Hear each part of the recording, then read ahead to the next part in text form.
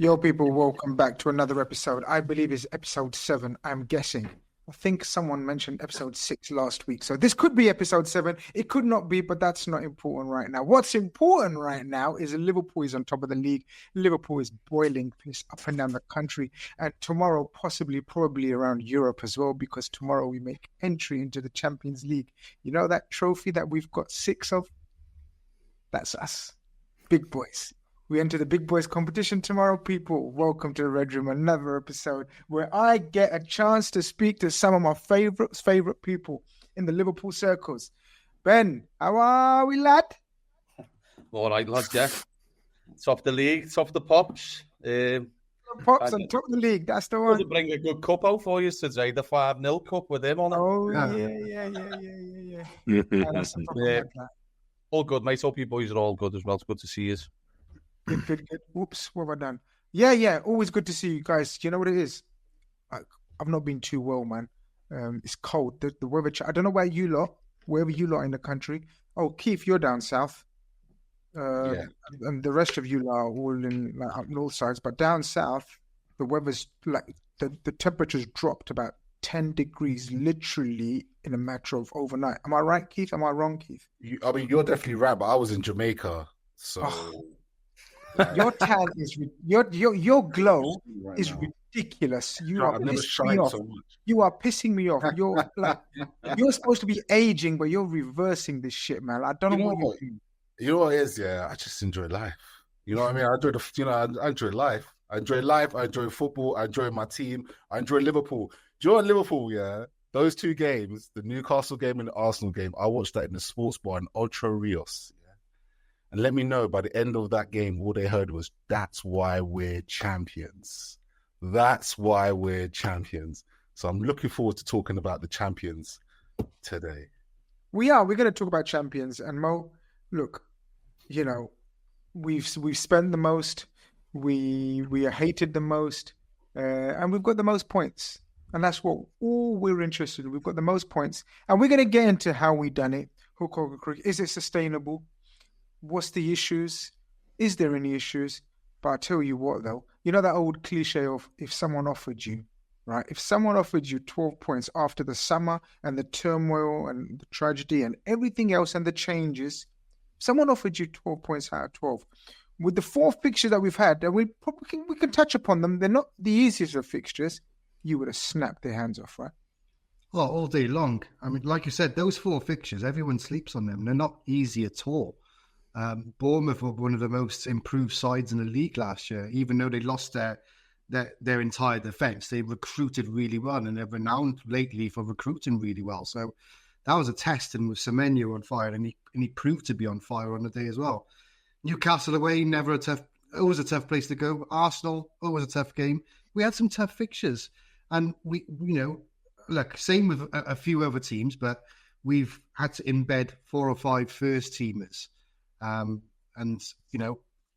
not all of them are going to hit the ground running, and some prove to be taking longer than the others. But look, at the end of the day, the first 4 games of the season, the way I look at it is points over performance. Like performance will come at the end of the season. If we lift in that trophy, no one's going to remember the first 4 or 5 games. It's warming up to that. If this is what we're like when we're playing bad, God knows what we're going to be like when we're going to be clicking. Like, you know. Yeah, Lou, that's very important what Mo said at the end there. Like, I see it as there's a lot of negativity and a lot of pessimism, maybe. Forget the opposition. I'm not here to talk about opposition fan bases, but even with our own people, yeah, there's a bit of, what's going on here, blah, blah, blah, blah. But I'm absolutely taking the positives out of it. And not because I'm a top red and I'm a positive, always positive. I see the flaws and we go into the flaws and issues. But like Mo says, this is us. Not even at 60%, I'd say, 70%. No, not at all. And do you know what? It makes me piss when people will sit there and go, "Oh, champions don't win games in last minute." Like, you know, they'll do it every now and then, but not on a consistent. If you go back to 2019-20, there was like a 4 or 5 match stretch where we won so many matches in like the last minute. It's like Milner against Leicester. You got that last minute penalty. Lallana against Manchester United. You've got that one. Tottenham, where Salah scores a penalty in the 75th minute. You've then got Villa, 34 goals in 3 minutes. You've then got Crystal Palace, Firmino. You've then got Wolves. Like, everyone makes such a big, massive reaction out of, you just keep winning games last minute. That's not what champions do. No, that's not what champions do. That's what Liverpool do. That's what we've always done. We've scored more late minute goals. I think we're on 46 in the Premier League history. That's 13 more than any other side. Oh, wow. What a stat. It's not that champions go. That's mad. That's mad. This is what we as a club are ingrained to do, not just in the Premier League, but in all competitions. And if people can't accept that, the champions of England are scraping games, that's because there's never been a champion club like us. That's because that's what we do. And people need to just accept the fact that we're not going to blow every team out the water. These wins are massive. Ben Ayoun did it against Fulham, Collymore, Newcastle. Like, there's so many. Great. Keith, do you know what it is? Lewis, that's a brilliant stat, man. Thanks for that, man. But that's mad, isn't it? It's a sign of what? What is it a sign of? What does it indicate? It indicates team unity. They're all together fighting to the end. Well, it doesn't even matter if it's 40% of the team or the lineup is brand new, right? Like literally first season. But they've all got that mentality. You can't beat last minute winners, can you? And I think it brings the team together. It brings the squad together. It develops vibes, man. It develops vibes. You see those celebrations.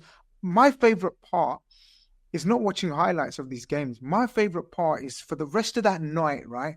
I watch all the celebrations and all the different reactions of the players. I swear to you, a grown-ass man, that's what I do all night. Yeah, I'm the same. You've got the behind the scenes one where Liverpool, inside Liverpool do it after we watch that one where you see the players going in and out of the tunnel. I watch that one all the time. I love late winners. The thing is I think it's like the conversation needs to start who is Arne Slot as a manager and what has he instilled? Because at the end of the day, these last minute winners that we seem to be getting quite on a consistent basis under Arne Slot, you have to kind of bring into where the manager is coming into all of this, because he makes from one comment today that I thought was fascinating. He says, "Yeah, we're fit for 90 minutes. We're fit for 90 minutes. We're fit. We're ready. We're available." Yeah. 5 minutes. And the thing is that football is 90 plus 5 minutes, like 90 plus 8 minutes. Like, to be able to suggest that, Liverpool have all the late minute goals, but Arsenal had 10 minutes plus extra time to score an equalizer, but they couldn't achieve that. But someone like Liverpool can, especially under Arne Slot, and he's done it to the point where he's become a Premier League champion. This is the hallmarks of an Arne Slot side. And he's willing to take hella risks, especially in games where where it's 1-1 or we're down. You look at the Fulham game in particular when it was 2-2. By the end of it, I think Gravenberch was the only centre-back left. That's a man that wants to win the game right until the whistle is blown. It's Arne Slot time. And I think this is what we need to start really embracing and enjoying about what he's brought into the table. We can discuss about tactics and how we're playing and how to shape up, and I love it, and that's why I'm here today to talk all of these things with you lovely men. But one of the things you have to look at as a base is Arne Slot's ability to make sure that the game is won, or at least the points are not lost by the end of that whistle, and that's becoming a hallmark of what he brings to the table. I think he's instilled that in these players, and I think we're bearing the fruits of it now. Benny lad, I'm going to start off with the Burnley chat. We're going to do a bit of a mini review. Then we're going to look at the Champions League and then obviously the Merseyside derby and try to pick. Obviously, we're going to have to utilize our squad. But it was, and there was never going to be too much rotation because Premier League is, what's the word? Bread and butter. We had to just make sure we get 3 points in the Premier League every week. And the Champions League can take care of itself. So the lineup didn't give you much surprises or anything, did it? The only one I was surprised with McAllister started because he had the game with Bolivia, didn't he, in that high altitude. Yes. And it's an awkward one, isn't it, for the South Americans? Klopp used to bring it up all the time, didn't he, try and rest them a bit.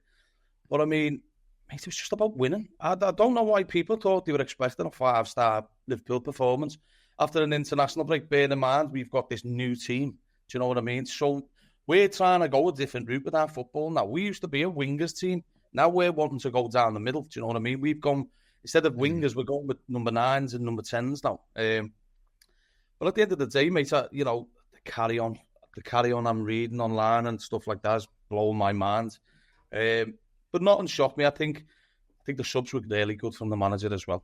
I think I was happy to see Frimpong back in. I think he had a massive impact. Rio again. I think that kid, mate, we had this chat on here many times, me and you especially, Grizz.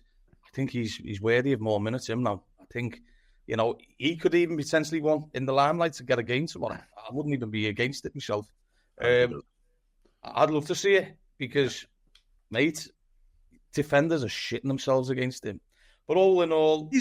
He's an unknown quantity, isn't he, Ben? He's X factor. And stuff. Yeah, he's an X factor. People don't know what he's about.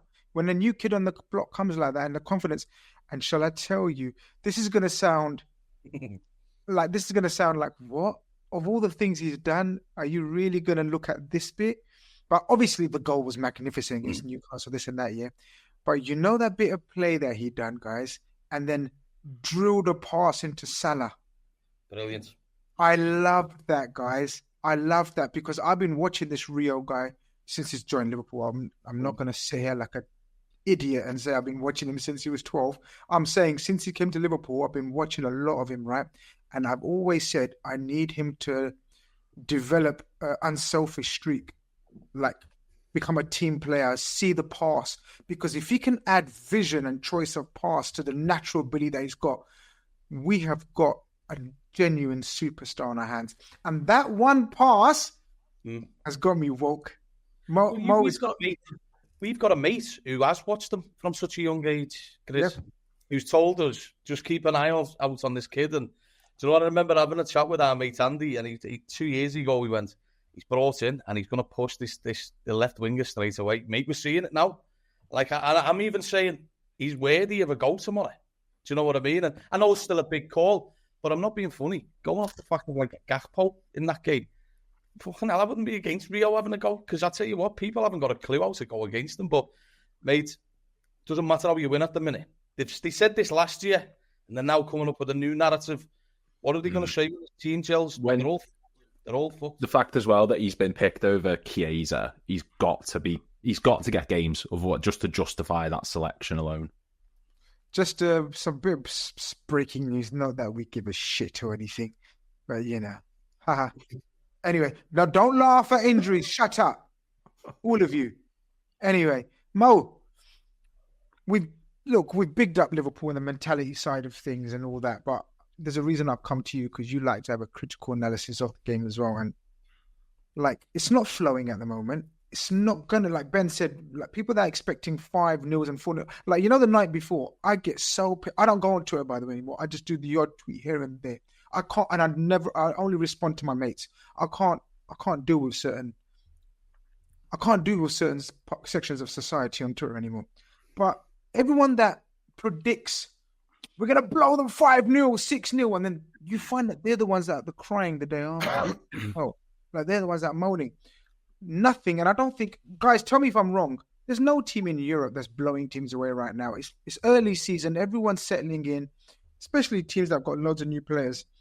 But what's lacking in your opinion? What's the situation in your mind about the game that played out against Burnley? Because look, we knew what Burnley about. I was asking the question actually because I think this was a mixture of, I don't even know. There's no mixture of Vinny Kompany Burnley. This was back to this Sean Dyche Burnley, right? Yeah, they set up. I mean, look, they were the Championship's leanest defence last year. Yeah. And I think until they played us, they've been unbeaten in at home for the last 18 months or something stupid like that. So Scott Parker's made it a tough place to go, and he's got them well organised. And we always knew what it was going to be. And we're going to face more teams that put a low block against us than we are going to face teams who try and go toe to toe with us. Simple as in this league. Of course. These are tests, like, and the reason we bought players like Wirtz and Isak is to break down these low blocks. And what my man said as well earlier, we are going away from having a winger set up and going through the middle now, and we have to get used to that adjustment. And we're not going to, like you said, we're not going to blow away teams at the end of the day. But I'll tell you one thing. I'm not sure if anyone else is same with me. During that game, even when it hit 90 minutes, I always thought we were going to get a goal there was something inside me. I was still thinking we're still gonna score. Yeah, we got a penalty, which was a nailed on penalty, but sometimes you force that matter. We had 24 shots, 80% possession, an XG of over 3 or close to 3 compared to theirs 0.16. Like, it just went in our favour in the end, which is fine, and I'll take it. But yeah, I just think we need time. Let it simmer, let it cook a little bit more. Give them a few more games playing together, and it will come. Like I said, if this is what we're playing like when we haven't clicked, just wait till we click. And there's been glimpses of it. That Newcastle goal, Ingamora goal, is a glimpse of what it could look like. Yeah. And I'm all in for it. And we still haven't added Isak to the mix yet. Oh my God, we got Isak to add to the mix. That's another one. So do you know what I mean? Patience, calm. Heath, is it a patience game for you as well? Are you in agreement with Mo, or is there any not fundamental changes, but is there any tweaks in your head that you're thinking, yeah, maybe? Look, I like people started shouting at me about McAllister, right? All I said was my expectations of McAllister is this level, yeah. So if your expectation of McAllister is this level, then right now he's not close to that level. And that's what I was trying to intimate. But on Twitter, it's taken out of context. Why are you giving him stick? It's, pre-season, he's been injured. I get all of that. But McAllister, Salah, Gakpo didn't have great games. In fact, they had awful games. Look, I think you're in a position where people are always waiting for to hear your opinion on Liverpool week to week, game to game.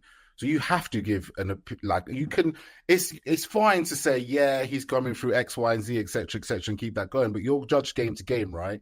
And if you're judge game to game, Alexis McAllister looks completely unfit, at this moment in time. He clearly had an injury that we kind of managed to mask in a way, because he just didn't play after the Spurs game. We just didn't see him again until, I think, the Palace game at Wembley. So he didn't even have a pre-season, I don't even think, right? So he clearly has been carrying something, and he's just not come back the same. And I think there's a couple things. I think last season, right, Liverpool won the league with, I would say, the best midfield. You can debate either or. I would say it's the best midfield because it was the midfield that won, which is McAllister, Gravenberch, and Szoboszlai as the midfield three, right? Now, bearing in mind, Arne Slot still has Gakpo, Salah, and obviously you change Ekitike. When I think of that three, you could argue, did he make try to blood in straight away? Well, could he have taken some time to blood invert and actually keep all the fundamentals that won him the league in the first place? Right? So there's an argument to be suggested in that, whereas instead he's gone kind of full vert, if you will. And obviously it has dictated that Szoboszlai had to go right back because of a couple of injuries. But by and large, I feel like it's upset the balance, hasn't it? It's upset the balance in the rhythm a little bit. And it's not to suggest Wirtz in his contribution to Liverpool and what he's trying to make of it. He's shown qualities that we didn't necessarily say we were going to sign him for, right? We signed him because we was going to do X. I actually think he's actually been pretty decent doing the dog work, if I'm honest with you, in that midfield. I actually think so. Pressing-wise, I think he's strong, progresses the ball well. Now, my thing, which I believe long-term, is I believe that Wirtz was bought for Isak, because I think Isak is going to be, people say that him and Hugo Ekitike is not a lot of difference, but one difference I can see, and I'll be really interested to see it play out, is Hugo Ekitike, when things are, when plays a bit distorted, doesn't get Tim as quickly, etc., he'll start to come in deep more because he'll want the touches of the ball, etc., etc. But someone like Isak will always be on the last line of the defenders, right? Don't say that Isak doesn't carry the ball, come back with it, but he'll allow more space for Wirtz to be able to occupy those selections, where I think Ekitike at the moment and Wirtz, and I think it's quite crowded. So that would be my kind of take on it at the moment. When Isak comes in, I think it gives Wirtz a little bit more space and occupy areas that he will then be able to feed the ball through to Isak as he's holding the last line. Bear in mind, defenders are going to be insanely scared of Isak. Like, what we're about to unleash onto football right now is, I don't think anybody's ready for what's to come. But obviously, it's not here yet. So, this is my kind of, this is why I think it's disjointed. But once Isak comes back, man, Isak's scoring 2 goals in the game against Burnley. You know what I mean? Like, he's the X factor. He's that good. Sorry if I gas him too hard, but I think he's that good. He is the X factor in games like that. Okay, no, fair enough. Easily. Fair enough. And Hugo will be. That's not a knock on Hugo. He's been brilliant. Thank God for Hugo, actually, in a sense, because he's carried Liverpool through in the second situations, getting it. But once we unleash Isak, and I think this system with Wirtz is designed to do that. So you're suggesting Isak and Wirtz is our version of the Henry to the Bergkamp? Yeah. Bergkamp to the Henry. Gerrard to the Torres. Gerrard Torres, either way. Yeah, I see that. Lou, I thought Gravenberch was superb. Oh, I thought Ryan Gravenberch, since he's come back, and it's no coincidence, there's 2 clean sheets out of 3 now since he started. He's probably, I'd say, top 3 DMs in world football right now. And I have to hold my hand up first, and I have to eat humble pie first, because it's easy to criticize other people's opinion or whatever. But I'll go it totally wrong. I never thought he had this role in him, and he's been a revelation. Big up Klopp. Did Klopp play him there first? Yeah, Klopp played him first. No, Slot played him there. Slot did, yeah. I beg your pardon. Yeah. Slot played him there. So big up Slot for that, because Ryan's been a revelation, Lou. I can't see a Liverpool team without him in it. No. And just imagine if we got Zubimendi instead in that summer window, we wouldn't have seen it. Like I'm convinced if we'd assigned Zubimendi, Gravenberch would have probably been leaving this summer. I think he wouldn't have been able to occupy that number 6. He would have been a backup. He would have been a rotation option, and he probably would have been shipped off somewhere. And, you know, Wirtz might still come in. I don't know, but he's just been an utter breath of fresh air in the number 6 role. And it's this season. It's not just his defensive work, which is just as good as usual, or his work on the ball. It's his attack and threat. He's in and around the box more often than not. And I think that's adding to, you know, it would, like you said there, with Ekitike having to come deep, Wirtz isn't able to play the position he wants to. But I think that's given Gravenberch a lot more free reign to go forward, because there's a lot more players occupying the middle. So if he sees space to run into, or he sees an opportunity to be on the edge of the box, he'll do it. There's that moment where he's like doing back heels in the box, and he's like squaring off. I'm just like, who is this player? Who is this? Genuinely the same player who 2 seasons ago was struggling to get into the side under Klopp, and like his one moment was the goal against West Ham. Like, it's mental. And he's it's so underappreciated how good he is at driving with the ball. He doesn't get anywhere near enough credit, not from us, but from rival fans and other people who look in and go, oh, you know, he's just a good passer. He's just good on the ball. He's one of the best on the half turn in world football. He sees space and gaps that no one else is able to see. And I've always been a big proponent of having a big brick shithouse number 6, you know, like your Fabinho's and stuff like that. Like, just someone who's just going to utterly clatter into someone. That's why I was so happy when Endo came. I've never been about deep line playmakers or ball playing number 6s. Gravenberch's completely changed my mind on it. He's so integral to this team, man. Ben, the question, because you was talking about McAllister. I'm absolutely certain that if Curtis was fit, he would have started on Sunday. Curtis Jones, McAllister wouldn't have started, but I think Curtis Jones' injury. But there is a conundrum in there, and I think Keith's point about Wirtz being thrown in there straight away has upset the balance and shape a little bit. And when I mean upset, what I mean by that is we had a winning formula, very much like the Gini, Hendo, Fabinho midfield. Do you remember? We knew what we were getting week in, week out. We won the league. Last season, we knew what we were getting. Gravenberch, Szoboszlai, McAllister, week in, week out, job done.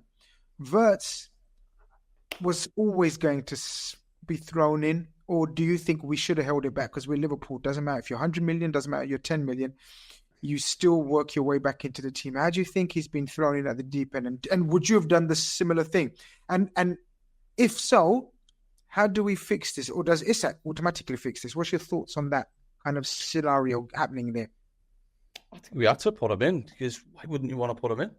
I don't think he's been bad, what some people are making out to be. With the McAllister thing, I think you can only judge Macher and Wirtz when Macher's right. Macher's not right at the minute. I think Keith was mentioning when he was talking about it. So something's obviously bugging him. Because let's be honest, he can't even run at the minute. Do you know what I mean? So I'm hoping that he gets a little night off tomorrow. Because I think he deserves it more than anything. He just needs to have a little bit of a break. But with regards to Wirtz, no, you'd have to. Because the perfect thing is Liverpool get him up to scratch. now we can start working on Isak.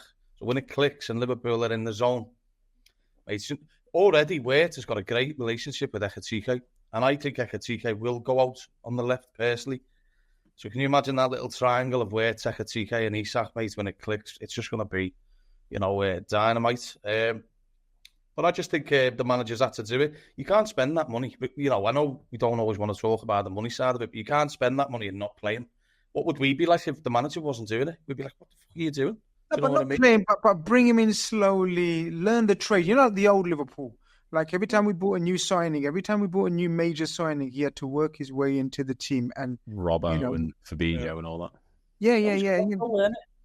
That was Klopp. I don't really see Klopp being like that. To be honest, I think they're the best 4 games you could give Wirtz because he's learned what the Premier League's about. Yeah, I think that's very true. Do you know what I mean? If you want him to get in the deep end, well, fuck me, we've just lashed him. He's come out. He's having to swim now, mate, isn't he? He's going to drown. Simple as, yeah. I like this comment. He's starting to get good patches in his game, so he's learning quick. Red Zabby, this is what I wanted to speak about, or I was trying to get into, and I feel a little bit like the same. He says, too many players taking up the same place in attack. Cody, Wirtz, Ekitike tripping over themselves in the inside left position. That's just going to come with time and coaching, Mo, and patience, and the more we play together, or is there something more deep and sinister about what we need to do? No, I think like everyone. Because I think Isak, because I know you lot all gassing up Isak, and of course I'm gassing up Isak. I love Isak. But how is the fluidity and shape going to change and get better? Bro. Go on, what's up? It's just going to be Isak. Sorry, bro. Go ahead. But I just had to it's just going to be Isak. Go on, you can't control yourself. Go on. You go first. Go on. No, Keith can't. Keith can't. No, go on, Keith. Look, in terms of fluidity and figuring out patterns and stuff like that, I do think there's going to come a point where there's going to be games where we're just going to win because Alexander Isak scores. That's how big he is for us. I've been waiting to come on a pod because I haven't spoken about Isak at all since we signed him, yeah. And so I want to have this point to say that right now, the entire Premier League should be very fearful of what's to come because that guy this is his prime. Like we have signed Alexander Isak at his prime, at his absolute opportunity to be the absolute number 1 striker in world football. Newcastle, thank you for breeding, getting comfortable with the league, getting comfortable with Champions League nights in the UK. Thank you. We'll take it from here. That for me, like the attack, yeah, there's going to be games where it might not be fluid. There's going to be games where it might not be click. I think we've got the first and second highest goal scorers in the Premier League season last season playing in the same team. And Isak is inevitable. The goals that he scores, he's been scoring goals with Bruno Guimaraes, Sandro Tonali, and Joe Linton, right? As a supplier, Amorim for a time as well, and that's what he was doing at Newcastle. And now you're giving him all of this stardust. That's what I have to say about Isak, Triz. That's what I have to say about Isak. It's difficult. It's difficult. It's difficult not to get excited when Keith's on a show, because he's the ultimate. Everyone's got a hype man. I mean, Keith's my hype man. Everywhere I go, Keith is my hype man. And Mo, look, you've been very vocal and eager to see Isak in this lineup. Guys, I'm not a Debbie Downer. I'm not a negative nanny and all of those adjectives. I just want to... You guys have got better vision than me. I'm still to be convinced how are we going to play Wirtz, Ekitike, Isak and Salah in the same formation and make it smooth. I'm still, because I haven't seen it and I haven't got the tactical brain that some of you lot seem to have. I don't know how we're going to get the fluidity. Do you see what I'm saying, Mo? Like, it is untried. It's names at the moment and it's reputations and it's ballers. But you got to get it right on the pitch. Like the more games we play with Slot's preferred 11, the better we'll get to. Would you guys agree with me, guys, that I don't think we know our strongest, best 11 right now?